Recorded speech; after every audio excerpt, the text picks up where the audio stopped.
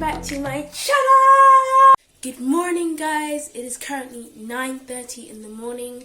I have been up for the past 2 to 3 hours just working, had some classes. So I'm going to take you guys out my day. Let's go!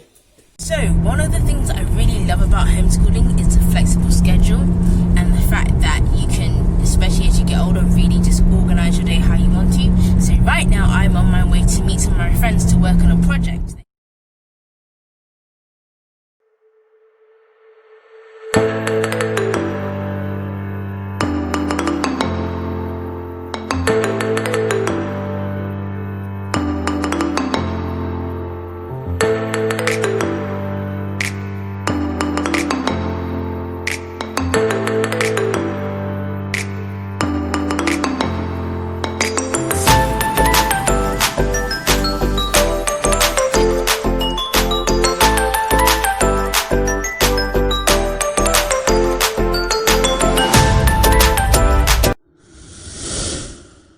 Because of the copious amounts of time I've had during quarantine, I decided to continue some subjects like music or biology, but also start some new ones like Russian, which is pretty awesome.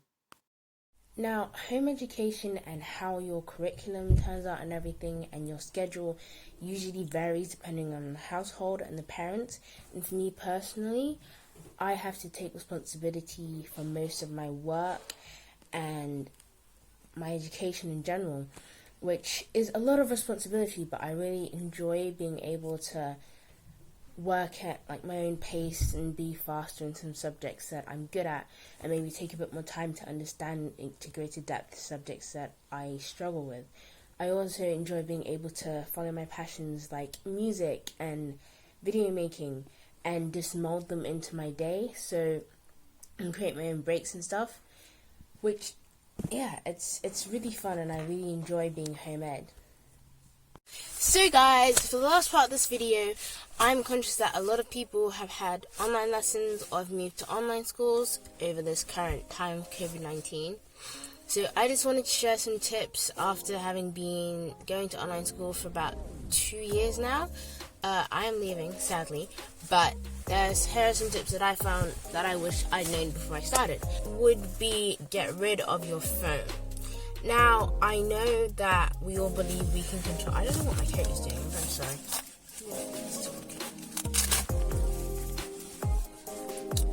Now, tip number 1 would be get rid of your phone. I know we all believe we can control ourselves with our phones, but the truth is sometimes, they just get the better of us, and I believe I have good control of my phone, but I know that I wasn't always wise in my phone usage and when I use my phone and methods I use to prevent myself using my phone during classes and the like. And so I would say when you're having classes, get your phone and put it in another room far away where you don't have to think about it, or where you have to consciously get up to go and get it, so then you can sort of stop yourself in the motion of going to get it and be like, no, I need to focus. Which is one thing I did towards the end of my online learning life, which was really, really helpful. My second tip would be if you have any kind of blocker on your computer for YouTube, that is also incredibly helpful. Now, I know some people like to study with music, and so it's kind of useful not to block YouTube, or you need to use YouTube for studying, maybe you're doing maths and you need math help and stuff like that. That's fine, but I also find that YouTube can be very distracting. And when you watch one thing, you see stuff which is recommended, and then you can end up wasting hours and hours and hours and hours. So just get rid of YouTube, block it for a certain amount of time. There are loads of blocking materials out. Also, block it on your phone and your social media on your phone if you have to use your phone. And even if you don't, just block it on your phone in case you end up going on your phone and then you can't get on it. There are some very useful apps called AppBlock and Tree. I think it's called Tree. I have to double check. Which I've used in the past, which have been really helpful. Also, Study Bunny, I'm not very aware of how that works, but it's quite useful as well. So my third tip is be really active and interact a lot with your teachers. Now, I don't know how that works for you guys in school, but on online school, it's very easy to just have I send you the homework, you send me feedback kind of relationship with your teachers, which is fine, but I found it much more helpful when I was more interactive with my teachers, when I wrote to them regularly, asking them questions so I could better myself, and it was just it really enriched my learning experience. So that is something I would definitely advise you guys to do. Even if you're shy, just get out there.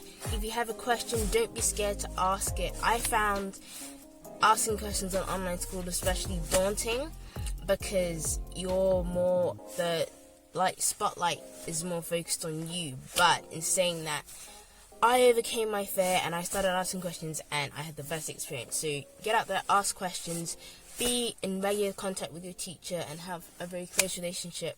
Close, I'm not saying get creepy close, guys. That's not what I'm saying, but be close to your teacher and stuff like that as well. My final tip for online school is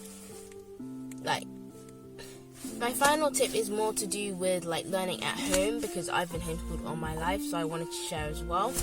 And that would be create yourself a schedule. Now, I don't know how it's going to work with your schools, or how it does work with your schools and how they've set your day up, but for me, I just had classes and then I had blank space.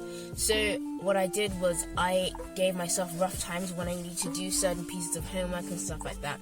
It's really helpful if you stick to your timetable. It's very helpful. You get a lot more done, you have a lot more free time, and your life is just amazing. So do that as well.